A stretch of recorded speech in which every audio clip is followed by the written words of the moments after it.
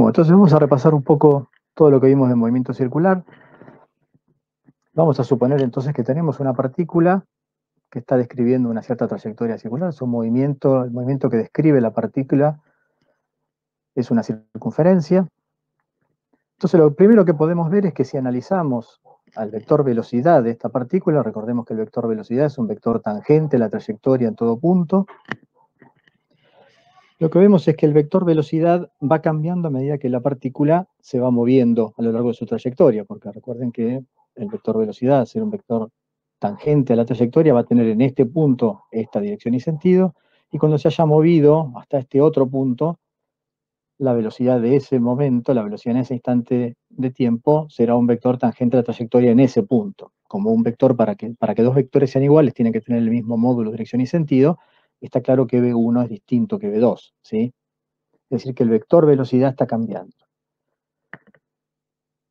Sabemos entonces que si la velocidad de una partícula a lo largo de su trayectoria cambia, podemos definir lo que se conoce como la aceleración, que es igual a la derivada del vector velocidad respecto del tiempo. Y en este caso, como hay un cambio en el vector velocidad, que ya es en su dirección, independientemente que el módulo no cambie tal vez, pero ya el hecho de que la dirección cambie, eso implica que el vector velocidad está cambiando, por lo tanto, la aceleración de la partícula en ese movimiento es distinto de cero. O sea que una partícula que describe un movimiento circular siempre está acelerada.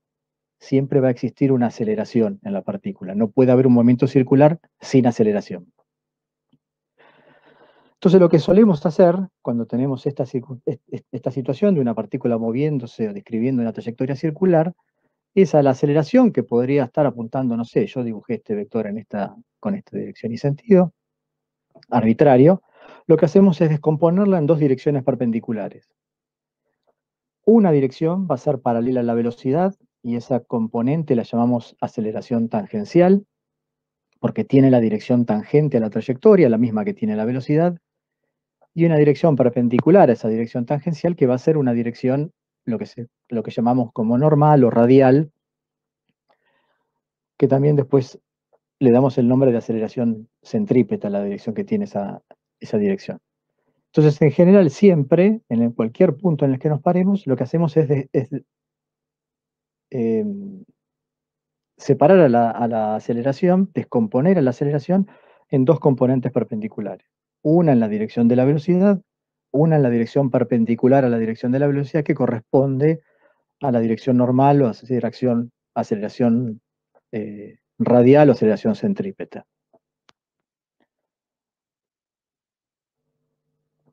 La componente normal o centrípeta, como es perpendicular a la velocidad, lo que me genera es un cambio en la dirección de la velocidad. Lo que va haciendo la componente normal de la aceleración es ir torciéndome la velocidad de la partícula a medida que la partícula se mueve. Piensen que en cada punto siempre esta componente, lo que vamos a hacer siempre, la aceleración es descomponer una dirección tangencial y una dirección normal, esta va a ser siempre perpendicular a la velocidad, en cualquier punto.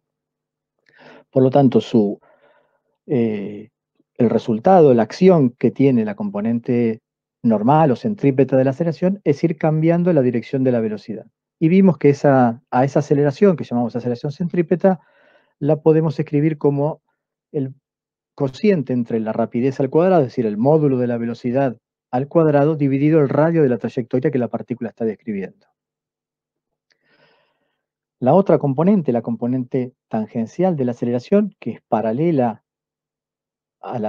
tiene el mismo sentido, perdón, la misma dirección que la velocidad, va a ser responsable de que el módulo de la velocidad cambie, o sea, de los cambios en el módulo de la velocidad, porque apunta en la misma dirección que la velocidad. Por lo tanto, la aceleración tangencial la vamos a poder escribir como la derivada del módulo de v respecto del t.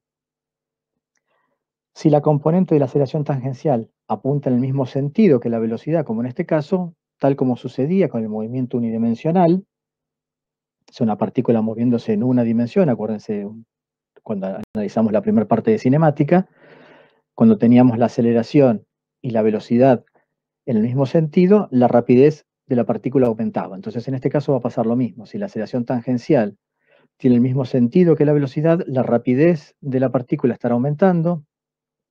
Por el caso contrario, si esta fuera la aceleración, tal que la componente tangencial apunta en el sentido opuesto al de la velocidad, la rapidez de la partícula estará disminuyendo.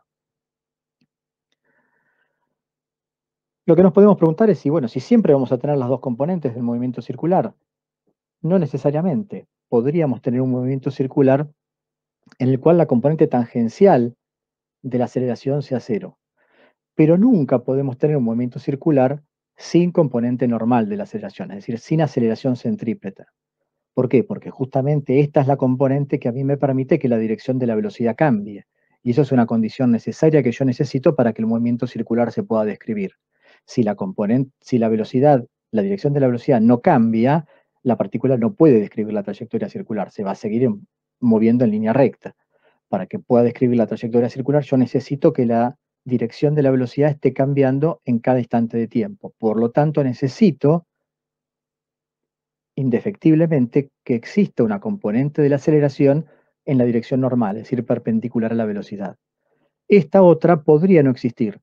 Esta no es necesaria para el movimiento circular, pero la componente normal sí. Si yo no tengo una componente normal, el movimiento circular no se puede desarrollar.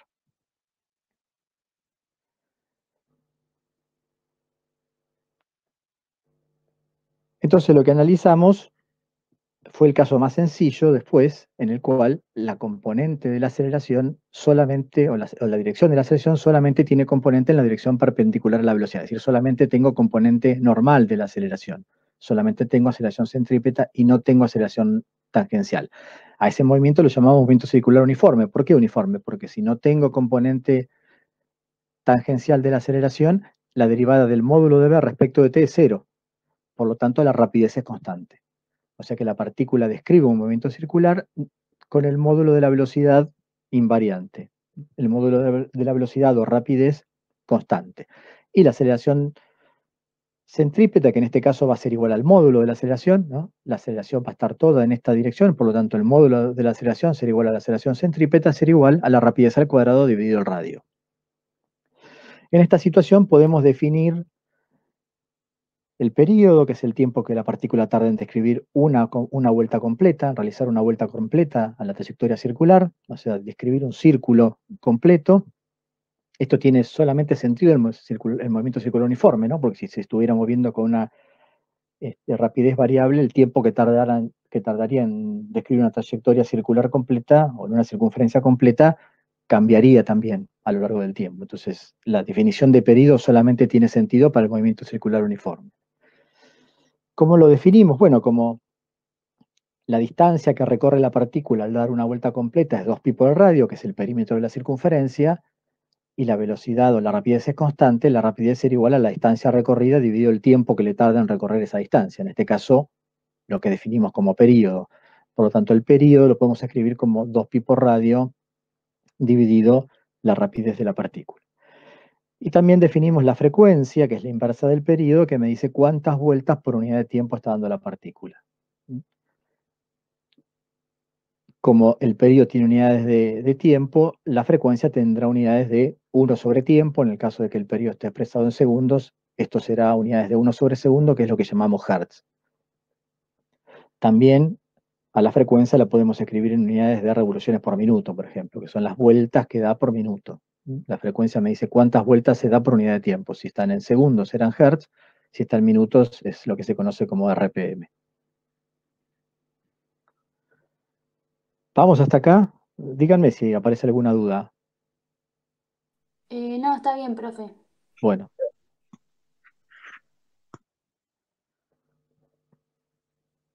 entonces dijimos que si tenemos una partícula describiendo un movimiento circular uniforme, tengo una componente de aceleración que apunta hacia el centro de la circunferencia, perpendicular a la velocidad.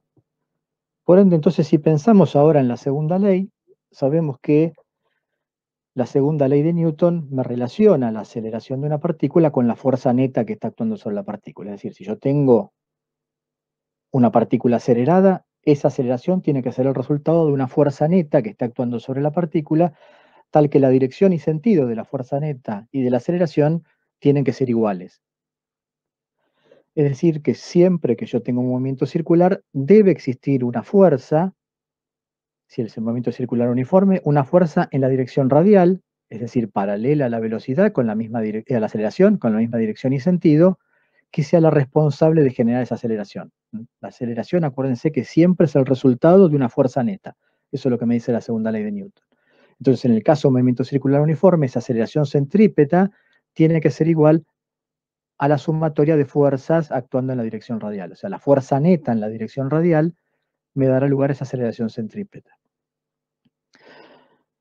Si la fuerza desapareciera, si esta fuerza neta dejara de existir, el movimiento circular desaparecería también. La partícula no podría seguir moviéndose en movimiento circular y comenzaría un movimiento en dirección de línea recta, en la dirección tangente a la trayectoria que llevaba hasta ese momento. Entonces, el ejemplo que vimos era, si yo tengo una pequeña esfera unida, atada con un hilo y que la estoy haciendo girar en un movimiento circular horizontal sobre una mesa sin roce, por ejemplo, la tensión que hace la cuerda sobre la partícula es la que me da lugar a esa aceleración centrípeta, es decir, la fuerza radial, en este caso, corresponde a la tensión de la cuerda.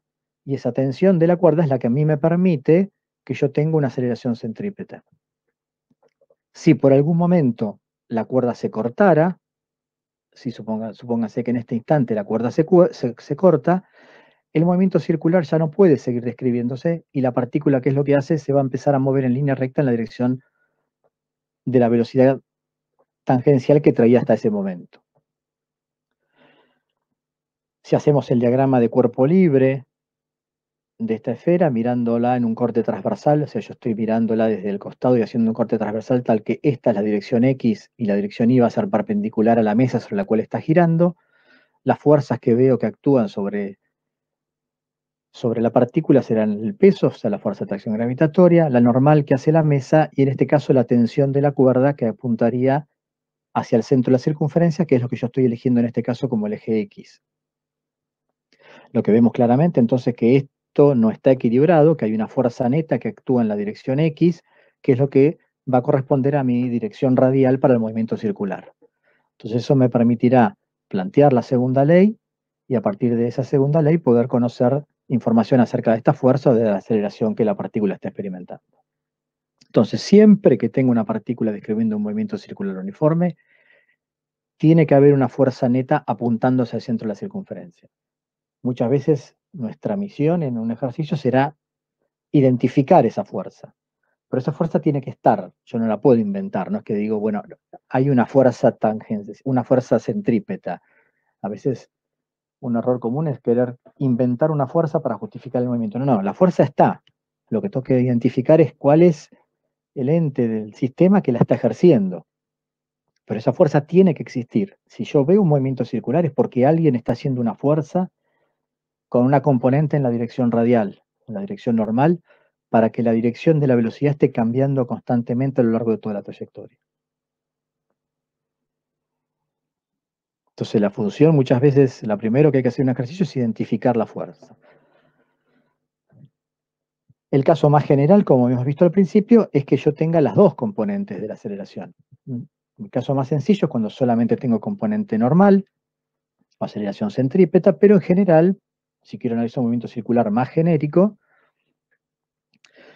puedo llegar a tener las dos componentes. Entonces el ejemplo que vimos, que vamos a repetir ahora, del movimiento con las dos componentes de aceleración, era el de un carrito, ¿no?, moviéndose en una montaña rusa describiendo un rulo, una circunferencia completa. Entonces el carrito vendrá cayendo por acá con una cierta velocidad y cuando llega a este punto empieza a describir una trayectoria circular, que es el rulo este, que hace que nos quedemos cabeza para abajo en el punto más alto. Entonces analicemos ese movimiento. Lo que vamos a hacer es siempre ir descomponiendo a las fuerzas en una dirección tangencial, que es la dirección que me da la velocidad en cada punto, y una dirección perpendicular a esa dirección, que es lo que llamamos dirección normal o radial. Entonces tengo en este caso, cuando el carrito está en el punto más bajo, las direcciones tangenciales y normales son las direcciones usuales, X e Y Y lo que vemos es que las dos únicas fuerzas que están actuando sobre el carrito a lo largo de toda su trayectoria serán el peso, la fuerza de atracción gravitatoria que apunta hacia abajo, y la normal que hace la pista sobre la cual el carrito se está moviendo, que es una fuerza perpendicular a la superficie sobre la cual está en ese punto. En este caso las dos fuerzas son verticales, la normal apunta hacia adentro, el peso apunta hacia abajo, por lo tanto lo que vemos es que no hay ninguna componente de fuerza en la dirección perpendicular, es decir, en la dirección de la velocidad, en la dirección tangencial. O sea que la sumatoria de fuerzas tangenciales es igual a cero. Por lo tanto, la aceleración tangencial es cero, o sea, la derivada de B del módulo de B respecto de t es cero. La fuerza neta entonces lo que va a dar lugar es a la aceleración centrípeta. La sumatoria de las fuerzas en la dirección y, o sea, el módulo de la normal menos el módulo del peso, estoy eligiendo negativo hacia abajo, me dará lugar a la aceleración centrípeta, o sea que esto tiene que ser igual a masa por aceleración centrípeta. Acá esta flechita está de más. Esto va a ser igual a la masa por la rapidez al cuadrado sobre el radio. Este es el valor de la aceleración centrípeta. Entonces, si no tenemos aceleración tangencial, el movimiento en este caso va a ser un movimiento circular uniforme, y bueno, no sé, yo en realidad para poder asegurar que el movimiento sea circular uniforme, lo que tengo que ver es que la aceleración tangencial es igual a cero a lo largo de toda la trayectoria. No me alcanza con que sea cero en un punto nada más. Entonces, analicemos qué pasa un instante de tiempo después. Un instante de tiempo después, el carrito se movió y subió y está en un punto por acá. Entonces, lo que hacemos ahora es elegir de nuevo las direcciones de mis ejes de coordenada tangente y normal, siempre tomando en cuenta la dirección de la velocidad, ¿no? La dirección tangencial será la dirección de la velocidad, la dirección normal será la dirección perpendicular a esa. Lo que vemos es que la normal solamente tiene dirección radial o dirección normal, porque siempre es perpendicular a la superficie de contacto en el punto en el que está el carrito, pero el peso siempre es vertical. Entonces ahora sí lo voy a poder descomponer en una componente de peso tangencial y en una componente de peso radial o normal. Cuando hacemos ahora las sumatorias en nuestras dos direcciones perpendiculares, lo que veo es que en la suma de fuerzas tangenciales, ahora sí tengo una componente neta, que es la componente del peso en esa dirección, por lo tanto, tengo una componente de aceleración tangencial. Y en este caso lo que veo es que como la fuerza neta en la dirección tangencial apunta, en este caso, a lo que sería el sentido negativo de dirección tangencial, es decir, en el sentido opuesto al de la velocidad, la rapidez del carrito va a estar disminuyendo en este caso, porque la componente tangencial de la aceleración apunta en el sentido opuesto al de la velocidad.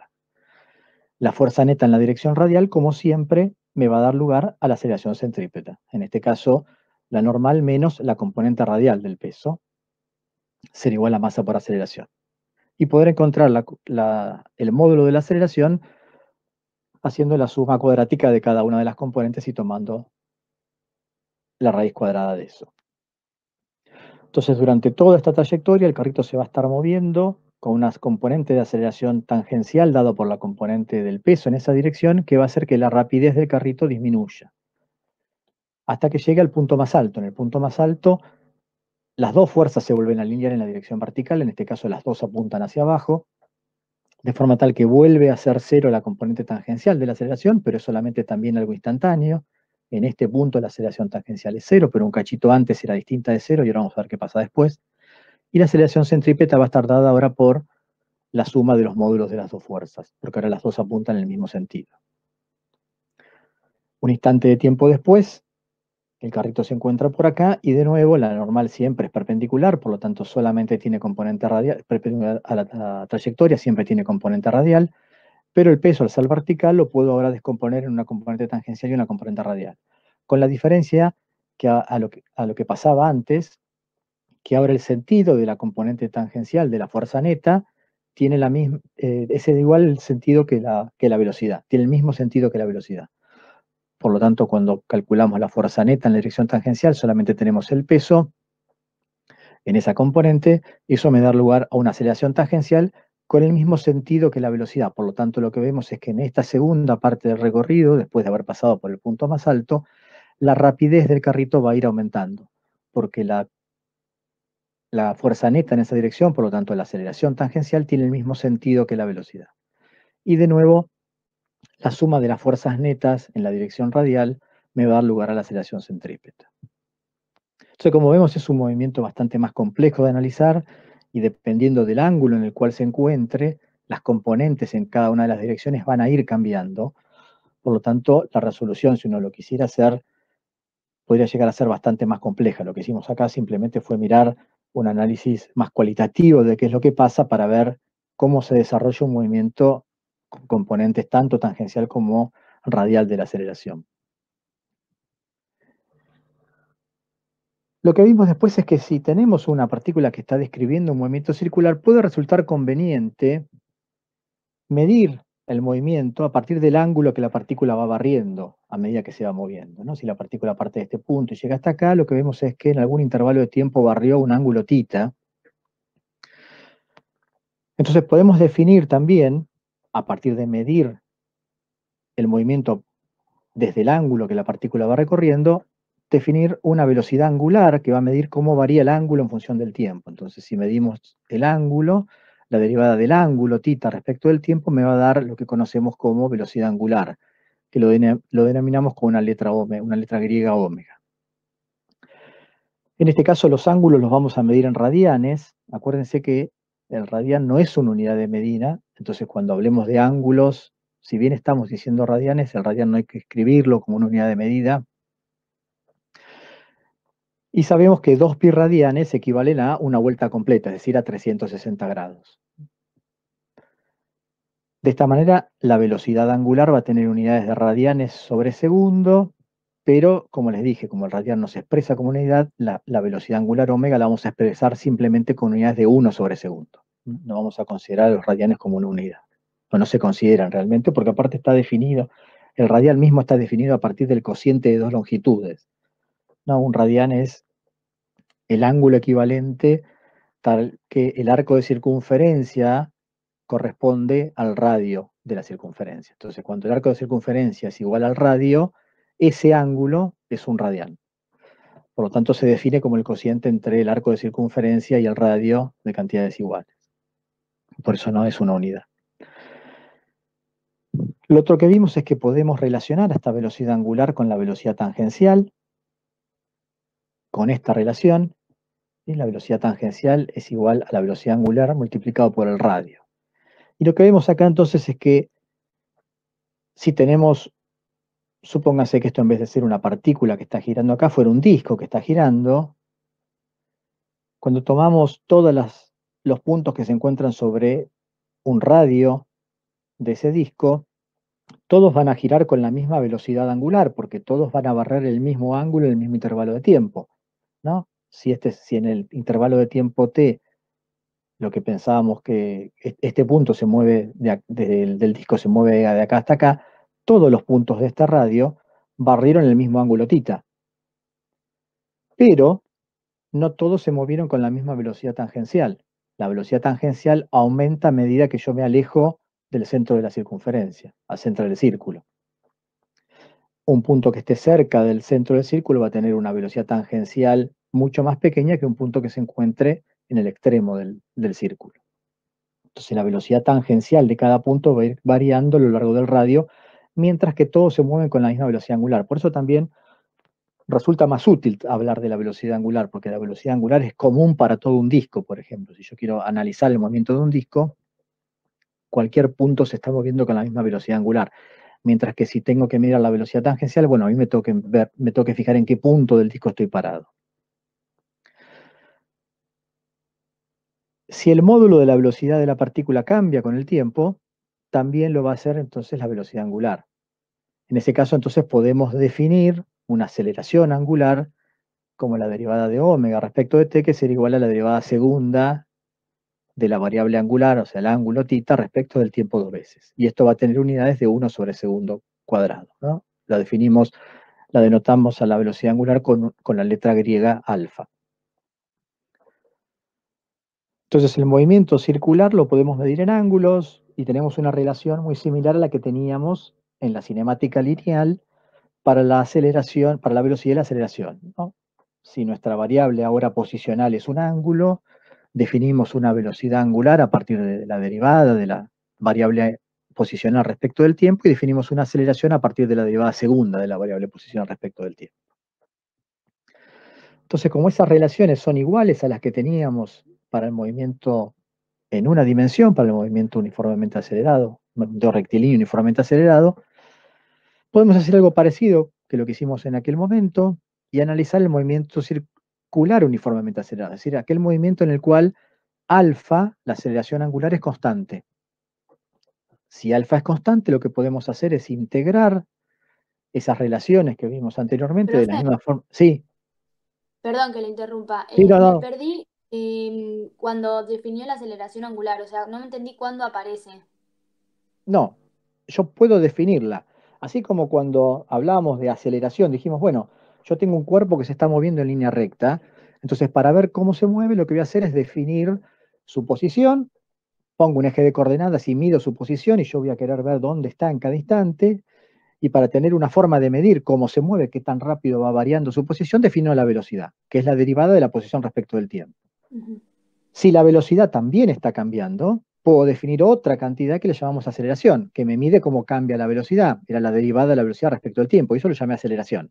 En Bien. principio, si la aceleración cambiara, yo podría definir otra cantidad, que sería la derivada de la aceleración respecto del tiempo. Lo que pasa es que eso, si siguiéramos con eso, estaríamos indefinidamente definiendo cosas. Entonces cortamos ahí y Bien, analizamos el movimiento uniformemente acelerado, es decir, con aceleración constante. ok. Y nos paramos ahí. Acá hacemos lo mismo. Yo tengo, ahora mido la posición con una variable temporal, una variable posicional que es el ángulo. Lo que mido es qué ángulo va a haber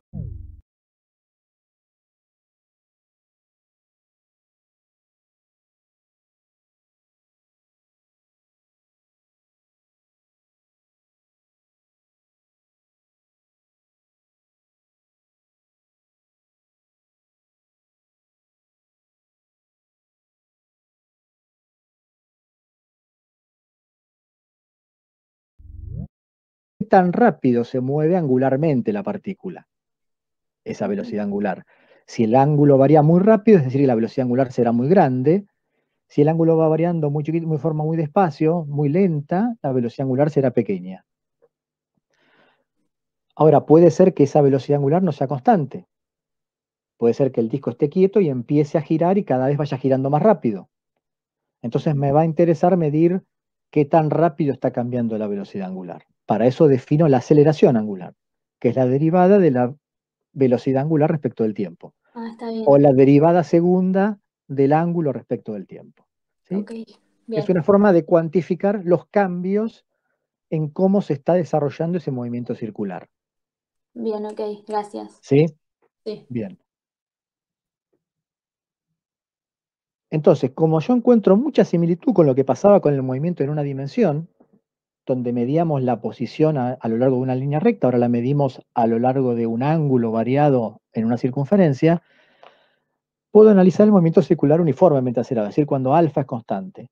Y si integro esas ecuaciones, las ecuaciones que vimos, las derivadas, las definiciones de posición en función del ángulo de, de la velocidad angular y de la velocidad angular respecto de la aceleración, si yo integro esas expresiones de la misma forma que hicimos con el movimiento uniformemente acelerado, llego a expresiones que me dan cómo varía la velocidad angular con el tiempo y cómo varía el ángulo con el tiempo, en función de las componentes, las condiciones iniciales del movimiento, es decir, la velocidad angular al tiempo cero, la aceleración al tiempo cero, que es constante, o sea que no necesito ponerle su índice porque siempre es la misma, y el ángulo inicial. Entonces yo puedo saber qué ángulo giró la partícula en un determinado instante de tiempo a partir del ángulo inicial, la velocidad angular inicial y la aceleración angular. Es exactamente igual a la forma en la que trabajábamos con la cinemática lineal. Podíamos predecir la posición a un determinado intervalo de tiempo en función de las condiciones iniciales del movimiento. En este caso es lo mismo, lo que estamos midiendo ahora es qué ángulo giró la partícula, qué ángulo giró el disco en un cierto periodo de tiempo a partir de las condiciones iniciales. Lo otro que vimos es que podemos relacionar a esta a las componentes de las aceleraciones tangencial y centrípeta del movimiento circular con estas nuevas variables que definimos ahora, es decir, la aceleración angular y la velocidad angular. La aceleración tangencial, recuerden que era la derivada del módulo de la velocidad respecto del tiempo, y como al módulo de la velocidad lo podemos escribir como r por la velocidad angular, como r es el radio de la circunferencia y va a ser constante, lo puedo sacar afuera, la aceleración tangencial será r por la derivada de omega respecto de t. Ahora, esto es lo que definimos como aceleración angular. Por lo tanto, la aceleración tangencial está directamente relacionada con la aceleración angular. La aceleración tangencial es r por alfa. Y la aceleración centrípeta, que era el módulo de la velocidad respecto del tiempo, al cuadrado dividido el radio, es decir, la rapidez al cuadrado dividido el radio de la circunferencia, como el módulo de la velocidad, ahora lo podemos escribir como r por la velocidad angular, podemos simplificar un radio acá, y la aceleración centrípeta vemos que la podemos escribir como la velocidad angular al cuadrado por el radio. Entonces podemos encontrar expresiones para las dos componentes de aceleración asociados con estas cantidades angulares. La aceleración tangencial va a estar asociada con la aceleración angular, la aceleración centrípeta va a estar asociada con la velocidad angular. Si no tengo aceleración angular, no tendré aceleración centrípeta. Porque justamente la aceleración angular me está teniendo en cuenta cómo cambia la velocidad angular con el tiempo, y si la velocidad angular no cambia, tampoco cambia la aceleración tangencial. Entonces es lógico que esa relación aparezca.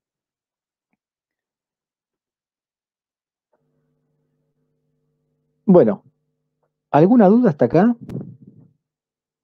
Porque eso No, sería, no, un resumen un poquito más detallado respecto a lo que vimos la semana pasada, pero también un poco más rápido de lo que vimos el día que vimos la clase, de todo lo que es movimiento circular, tanto la parte de dinámica como la parte de cinemática. Lo que voy a hacer ahora es a resolver dos ejemplos, dos aplicaciones en las que usemos todo esto que estuve describiendo hasta ahora. Entonces, tiene que quedar claro toda esta primera parte para poder entender cómo aplicar todo esto a un ejemplo concreto. Entonces, lo primero que vamos a hacer es hacer un ejemplo de dinámica de movimiento circular. Si tengo unas partículas que se están moviendo en movimiento circular y yo quiero saber información de las fuerzas que hacen que ese movimiento circular se desarrolle, o alguna relación entre la velocidad y la aceleración, o cosas por el estilo. Entonces, en este ejemplo, lo que tenemos son dos discos que están unidos por dos cuerdas, ¿sí? Tengo un disco verde y un disco rojo, esos están unidos por dos cuerdas, y lo que hacemos es hacer girar esos dos discos en un movimiento circular sobre una mesa sin roce. ¿Está bien? Esto está girando con una cierta velocidad angular constante, es un movimiento circular uniforme, tal que el disco verde describe una trayectoria circular de un radio de 20 centímetros y el disco rojo describe una trayectoria circular con un radio de 30 centímetros. ¿Mm? Y esto está girando a razón de 20 revoluciones por minuto, constante. Lo que me pide el problema es que calcule las tensiones de las cuerdas y el módulo de la velocidad tangencial de cada disco. Entonces lo que está claro es que tengo dos partículas en este caso, pero cualquiera de las dos que yo mire está describiendo un movimiento circular uniforme. Recordemos entonces que cuando tengo una partícula describiendo un movimiento circular uniforme, tengo que tener una fuerza neta actuando en la dirección radial. ¿Sí? Si tengo una partícula describiendo un movimiento circular uniforme, la fuerza neta sobre esa partícula tiene que estar en la dirección radial. ¿Por qué? Porque sabemos que yo, para describir un movimiento circular, necesito tener una aceleración centrípeta, es decir, una aceleración en la dirección radial. Por ende, tengo que tener una componente de la fuerza en esa dirección. Si yo describo un movimiento circular, necesito una componente de la fuerza en la dirección radial para que la dirección de la velocidad esté cambiando punto a punto. Entonces, esa componente tiene que estar. Ahora, si el movimiento es circular uniforme, como en este caso, el módulo de la velocidad es constante. Si el módulo de la velocidad es constante, la componente tangencial de la aceleración es cero. ¿Sí? ¿Me siguen con el razonamiento? Por ende, estoy en una situación en la cual solamente tengo aceleración en la dirección radial, por lo tanto la fuerza neta tiene que estar en la misma dirección y con el mismo sentido. La fuerza neta que actúa sobre cada una de estas dos partículas tiene que tener solamente componente radial, porque el movimiento es circular uniforme, no tengo componente tangencial. Entonces lo que tenemos que hacer ahora es identificar esa fuerza. Si esto lo miramos desde arriba, si yo miro el problema desde arriba, acá tengo los dos discos, este sería el centro de la circunferencia, y esto están describiendo una circunferencia así, y así. ¿Qué fuerzas están actuando sobre el disco verde? Bueno, esta cuerda que está acá le va a hacer una tensión hacia adentro, una fuerza que llamamos tensión 1 hacia el centro de la circunferencia. Pero el hilo que los tiene atado del otro lado le va a hacer una fuerza de tensión que llamamos tensión 2 hacia afuera. Va a estar tirando del disco hacia el lado en sentido opuesto al que tira la tensión 1. Sobre el disco rojo va a haber una única fuerza, que es la tensión 2', que actúa a lo largo de este hilo, que va a estar actuando hacia el centro de la circunferencia. Si miramos el diagrama de cuerpo libre ahora visto desde el costado, lo que estoy haciendo es un corte transversal, estoy cortando la mesa por acá, a lo largo de una línea radial, y lo estoy mirando desde acá.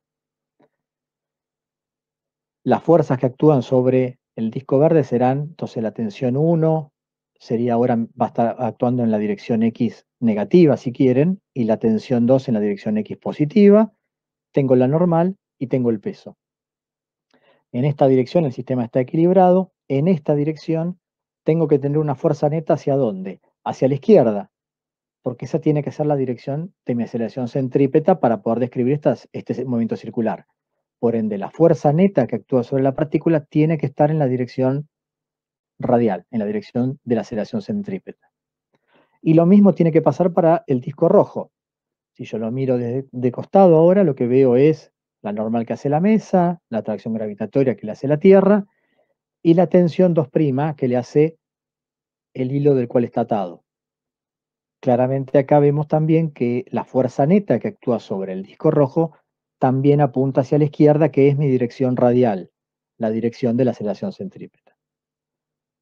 ¿Sí? Entonces, una vez que identificamos las fuerzas que dan lugar a esa aceleración centrípeta, podemos plantear la segunda ley de Newton. Primero, bueno, como tenemos la velocidad angular expresada en revoluciones por minuto, la pasamos a 1 sobre segundo. Acuérdense entonces que lo que tengo que hacer es multiplicar y dividir por algo que sea igual, arriba y abajo, pero escrito de una forma conveniente que me permita tachar las revoluciones y tachar los minutos. Entonces, multiplico por 2pi sobre una revolución, eso me simplifica las revoluciones, y multiplico por 1 minuto sobre 60 segundos, eso me permite tachar los minutos arriba y abajo. Entonces las 20 revoluciones por minuto multiplicada por 2pi dividido por 60 me da la velocidad angular en 1 sobre segundo, que es la unidad que yo necesito. Como la cuerda es inextensible, los módulos de estas dos tensiones van a ser iguales, porque es la tensión de la cuerda a lo largo de toda esta extensión. Lo que pasa es que sobre cada uno de estos dos van a apuntar en sentido opuesto, pero sus módulos van a ser los mismos. Por lo tanto, voy a llamar T2 al módulo de las dos tensiones y voy a llamar T1 al módulo de tensión 1. Simplemente para no estar poniendo módulo y vector, todo eso en las ecuaciones, en las expresiones de la segunda ley de Newton. Entonces, para la masa 1 es la verde, la sumatoria de fuerzas en la dirección X. Fíjense que yo puse dirección X, pero la dirección X corresponde ¿a quién? A la dirección radial del movimiento circular. Entonces, en esta dirección lo que voy a tener es la aceleración centrípeta. En la dirección X lo que voy a tener es el módulo de tensión 1, que lo llamamos, bueno, acá me faltó el subíndice 1, ¿no? Esto sería T sub 1, esto de acá, menos el módulo de la tensión 2. Menos porque apunta en el sentido opuesto, apunta en el sentido hacia la derecha. Acá estoy como eligiendo el sentido positivo en la dirección radial, ¿no? En la dirección hacia la izquierda. Y eso tiene que ser igual a la masa del disco verde, M1, por su aceleración centrípeta. La aceleración centrípeta, recuerden que es la rapidez al cuadrado dividido el radio, en este caso v sub 1 cuadrado dividido el radio 1, o si quieren expresado en función de la aceleración, de la velocidad angular, puedo escribirlo como omega cuadrado por R1. Fíjense que a la omega no le puse subíndice 1, ¿Por qué? Porque los dos discos tienen la misma velocidad angular.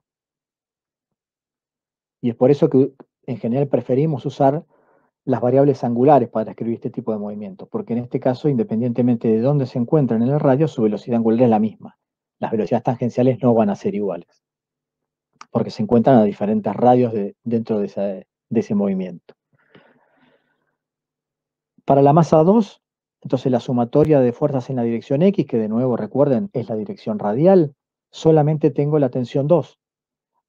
Y eso tendrá que ser igual a la masa 2 por la aceleración centrípeta. De nuevo, la aceleración centrípeta la escribo como la velocidad, la rapidez 2 al cuadrado dividido el radio 2, o en función de la velocidad angular, omega cuadrado por R2. Fíjense que de acá conocemos todo. Yo puedo ya despejar o calcular cuánto vale el módulo de la tensión 2, porque conozco la masa 0,5, conozco la velocidad angular, ya la pasamos a 1 sobre segundo, y conozco el radio. El radio 2 es 0,3 metros. O sea que puedo calcular cuánto vale la tensión 2, que es 0,66. Para resolverlo, si yo, bueno, no tengo que despejar, pues ya lo tengo despejado, reemplazo la expresión de la tensión 2 acá, la expresión 2 en 1. Tengo esta expresión entonces para despejar cuánto vale el módulo de la tensión 1. La tensión 1 entonces tendrá esta expresión de acá, que si lo calculamos, porque acá también ya conocemos todo, obtenemos el valor de 1,53 newton. Es decir, que la tensión 2 vale 0,66, la tensión 1, 1,53. Los módulos, ¿no?, de las tensiones. Lo segundo que me pedía el problema era calcular los módulos de las velocidades tangenciales de cada disco. Entonces recordemos la definición de velocidad tangencial. La velocidad tangencial es la velocidad angular multiplicado por el radio. Entonces, para el disco verde, la velocidad tangencial del disco verde será la velocidad angular del sistema, de todo el sistema, porque todo se mueve con la misma velocidad angular, multiplicado por el radio de la circunferencia que está describiendo el disco verde. En este caso, 0,2 metros. Eso me da 0,42 metros sobre segundo cuadrado. La velocidad tangencial del disco rojo será la velocidad angular con la que está girando por el radio de la circunferencia que está describiendo el disco rojo, que en este caso es 0,3. Por lo tanto, la velocidad tangencial del disco rojo será 0,63, que, como vemos, es mayor que la del disco verde. Y eso es lógico, porque cuanto más lejos estoy del centro de la circunferencia, vimos que la velocidad tangencial aumenta. Por lo tanto, el disco rojo se está moviendo con una velocidad tangencial mayor que la del disco verde. Bueno, y ahí respondimos entonces las dos preguntas que nos planteaban. Entonces, fundamental para resolver estos problemas en los cuales tengo que recurrir a la segunda ley de Newton es un buen diagrama de cuerpo libre que a mí me permita describir las fuerzas en función de la dirección radial del movimiento, porque esa es la que yo necesito identificar para poder asociar con la aceleración centrípeta. Acuérdense que si tengo un movimiento circular, tengo que tener necesariamente una componente de las fuerzas en la dirección centrípeta para darme lugar a esta aceleración. Si yo no tengo fuerzas acá, no puedo tener aceleración centrípeta. Entonces tiene que haber una fuerza neta acá. Estas fuerzas no se pueden equilibrar, esto no puede estar equilibrado nunca.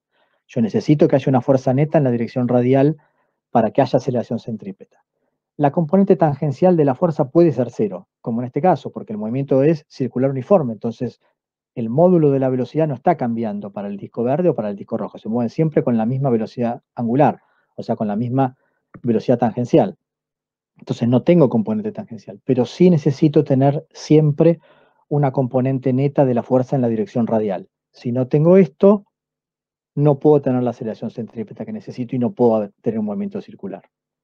¿Sí? Ese es el punto fundamental para poder resolver este problema. Después la resolución es casi trivial en cuanto al álgebra, no hay demasiado trabajo que hacer. Lo importante es poder identificar a través del diagrama de cuerpo libre las componentes de fuerzas en la dirección radial que me den lugar a la aceleración centrípeta. ¿Alguna duda con el ejercicio? No, profe. ¿No? No, con este no. Bueno, pasemos ahora a un ejercicio de cinemática de movimiento circular. Entonces, lo que tengo ahora es un disco, es una calecita, que lo voy a pensar como si fuera un disco, ¿no? Una calecita de 1 metro de radio, que en principio está en reposo y la empezamos a empujar, la empujamos durante un rato, de forma tal que adquiere una cierta frecuencia o velocidad angular de 20 revoluciones por minuto. Y cuando llega a esa velocidad la dejamos de empujar y la dejamos que se mueva sola. Lo que observamos es que hay una fuerza de roce en el eje que hace que después de 30 segundos la calecita se frene. ¿Sí? Entonces, la pregunta que me hace el problema es que calcule la aceleración angular durante ese intervalo de tiempo, es decir, durante el tiempo en el cual la calecita se estuvo frenando. Que calcule la velocidad tangencial en un punto r/2 del centro de la calecita y las vueltas que dio la calecita 20 segundos después de haber dejado de empujarla. Entonces el problema empieza cuando yo dejo de empujar la calecita, ¿está claro? El punto inicial, el momento inicial del problema es cuando yo dejo de empujar la calecita y la calecita empieza su movimiento con una velocidad angular o con una frecuencia de 20 revoluciones por minuto. Esa es la frecuencia con la que la calecita se está moviendo, la velocidad angular que tiene la calecita al instante inicial. Y 30 segundos después se frena. O sea que la velocidad angular a los 30 segundos de iniciar el movimiento vale 0. Eso implica que si empezó con una cierta velocidad angular y terminó con otra, el movimiento fue un movimiento acelerado. Entonces lo que tenemos que hallar nosotros es cuánto vale esa aceleración con la cual el movimiento se desarrolló. El movimiento circular, al cambiar su velocidad angular a lo largo del tiempo, implica que existe una aceleración angular. Bueno, tenemos que hallar esa aceleración angular. Entonces lo primero que tenemos que hacer, de la misma manera que hicimos en el ejercicio anterior, siempre que me den velocidades angulares en forma de frecuencia, como en este caso, como revoluciones por minuto, la tengo que pasar a unidades de 1 sobre segundo. Entonces, ya sabemos, multiplicamos por 2pi, dividimos por 60 y tenemos el valor de la velocidad angular en unidades que ahora sí puedo utilizar, o sea, de 1 sobre segundo. Me sirven para utilizar las ecuaciones de cinemática, si no, no puedo utilizar las ecuaciones de cinemática.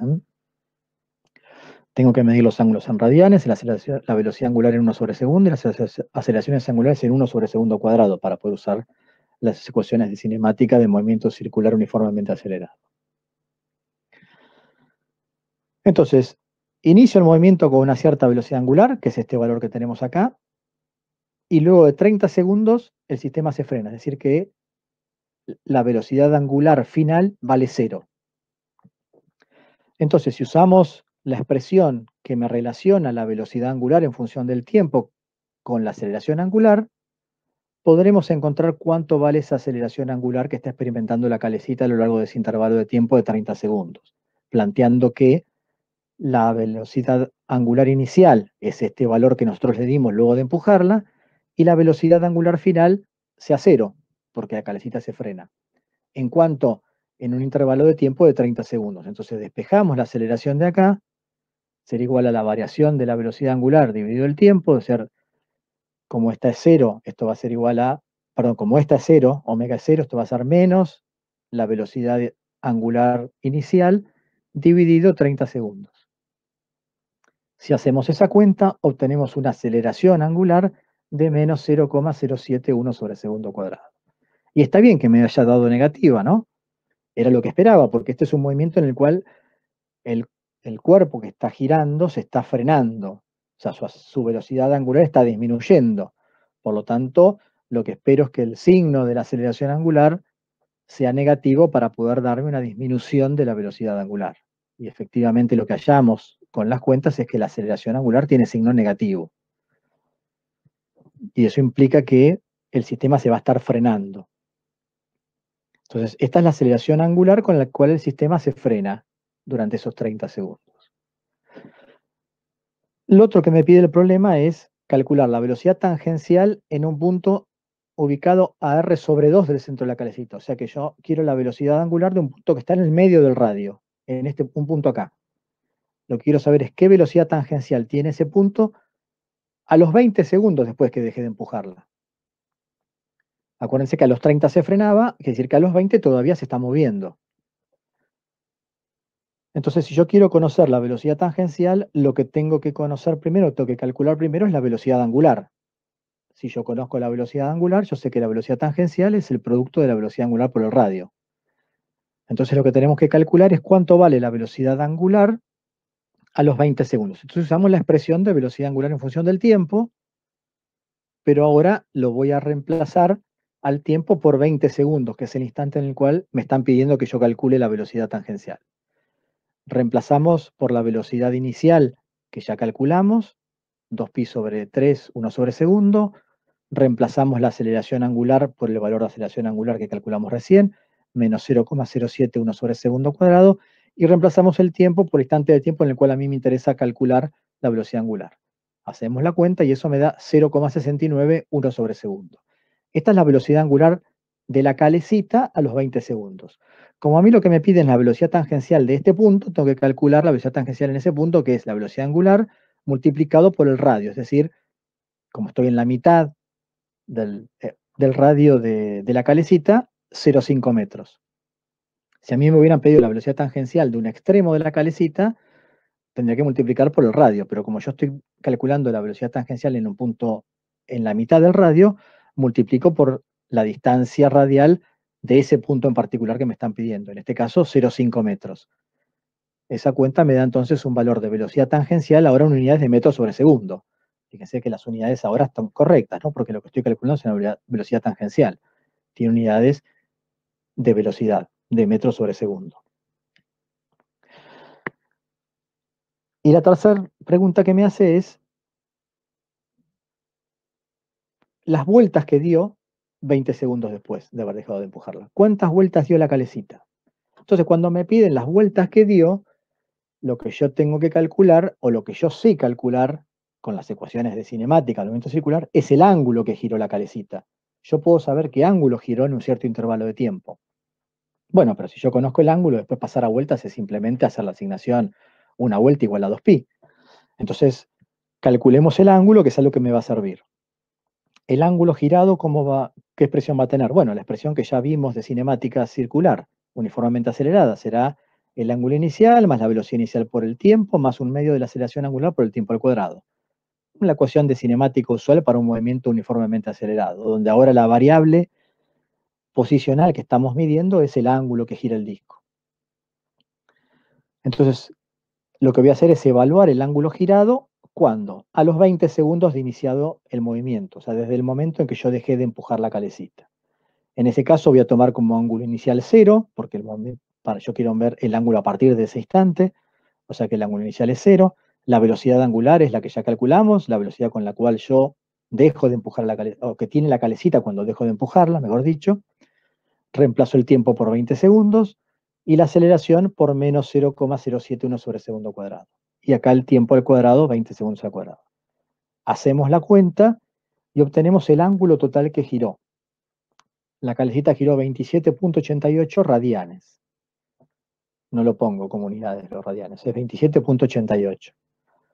Como yo sé que 2pi radianes es una vuelta, si divido este número por 2pi, lo que obtengo es el número de vueltas que dio la calecita. Entonces la calecita habrá dado 4,44 vueltas en esos 20 segundos. Y ahí están respondidas las 3 preguntas del problema. ¿Sí? ¿Alguna duda con este ejercicio? Profe, yo sí tengo una duda. Decime. Cuando calculás el último inciso que te preguntaba las vueltas que dio después, o sea, 20 segundos después, Sí. en la velocidad angular inicial, si vos tomás el movimiento, o sea, después de que se frena, ¿no sería cero? No. Yo lo que estoy haciendo es calcularlo 20 segundos después que la dejamos de empujar. Ah, pensé que 20 segundos después. Ah, está bien, está No, bien. no, claro, si yo lo mirara, si yo mirara el problema, yo te digo la velocidad angular 20 segundos después que se frenó, y no, ahí sí no tengo que usar. Ahí es donde hay que tener cuidado con lo que les contaba cuando empezamos a mirar este tipo de cosas, el dominio de las funciones. Esta ecuación que está acá, ustedes siguen viendo mi pantalla, ¿no? Sí, sí. Esta ecuación que está acá me da la velocidad angular de la calecita hasta que se frena. Después que se frena no Claro. vale más esa ecuación, ¿no? Entonces yo no, Claro, si a mí claro. me dijeran la velocidad angular 20 segundos después, yo no puedo volver a usar esta ecuación y decir, bueno, 20 segundos después serían 50 segundos, entonces pongo 50 acá, porque en ese caso la calecita volvería a empezar a estar girando, porque esta aceleración Claro. angular haría que, es como cuando el auto frena, ¿no? Cuando un auto va Sí, sí. frenando, esa aceleración con la cual el auto va frenando vale hasta que el auto frenó. Una vez que frenó, esa aceleración no vale más, porque si no el auto empezaría a Ok, moverse para atrás. En este caso pasaría lo mismo.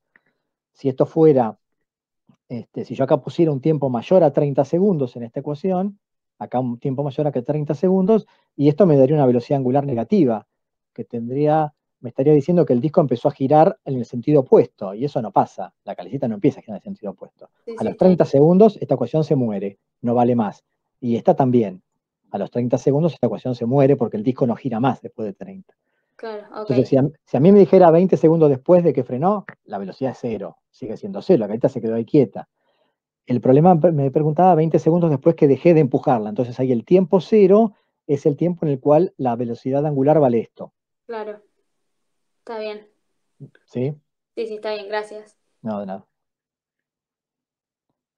Bueno, ¿alguna duda más o alguna duda general que quieran preguntar? Algo que les haya quedado, que no hayan terminado todavía de ver o de entender de este tema. No sé si se les aclaró algo, por lo menos. Alguna cosa que todavía tenían ahí media tomada con alfileres y ahora empezaron a fijarla un poco mejor y empiezan a verla con un poquito más de claridad. Sí, a mí me aclaró un montón, profe. Bueno, Y a mí también. Sí, con bueno, eso de la aceleración radial tangencial tenía dudas, pero se me aclaró un montón. bueno, me alegro. Igual eh, grabé la clase, así que yo en un rato la subo, cosa que si todavía hay una cosa que le sigue dando vuelta, que la puedan volver a ver y repetir. Eh, Profe, yo tengo sí, otra duda. dale. En movimiento circular tenemos la frecuencia y la velocidad angular nada más, no tenemos frecuencia angular, o es lo mismo que la velocidad angular. Claro, la frecuencia angular es lo que llamamos, de un movimiento armónico simple, es lo que llamamos velocidad angular acá. Acá no hay frecuencia angular, no. Si querés, acá hay frecuencia, que es cuántas vueltas por unidad de tiempo da, y velocidad angular, que es qué tan rápido el ángulo va variando en el tiempo. Esa letra omega, esta letra omega que está acá, es lo que nosotros llamamos velocidad angular. Después, cuando pasamos al movimiento armónico simple, yo usé esa misma letra omega y ahí la llamé frecuencia angular. Bien. No lo llamamos velocidad angular en movimiento armónico simple porque no hay un movimiento circular en un movimiento armónico simple.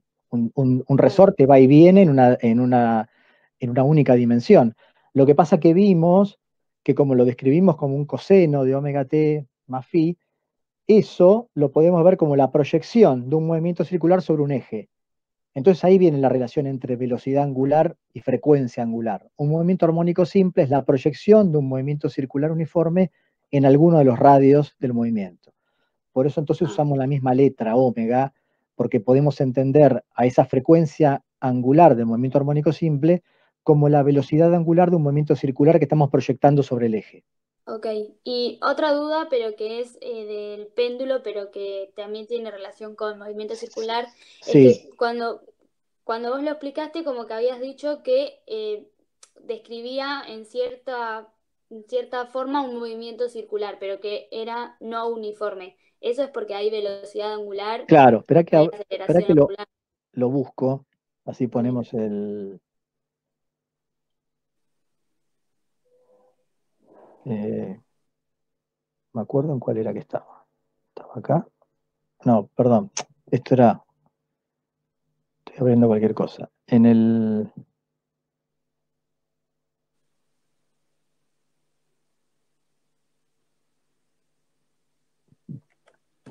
Acá, ¿no?